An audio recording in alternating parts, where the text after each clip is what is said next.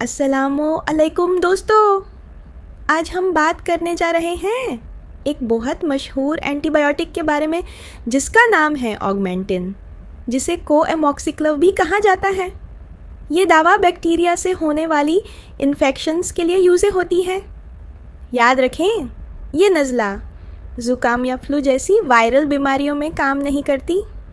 Augmentin आमतौर पर गला और टॉन्सिल्स के इन्फेक्शन, कान और sinus infection, chest infection, bronchitis और न्यूमोनिया, यूरिनरी ट्रैक्ट इन्फेक्शन, दंत के इन्फेक्शन और स्किन या जख्मों के इन्फेक्शन में दी जाती है।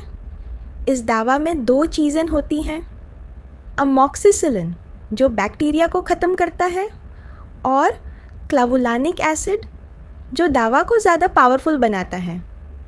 बहुत ज़रूरी बात यह है कि ऑगमेंटिन हमेशा डॉक्टर के मशवरे से यूज़ करें और एंटीबायोटिक का कोर्स कभी अधूरा न छोड़ें। अगर वीडियो इन्फॉर्मेटिव लगी हो तो लाइक करें।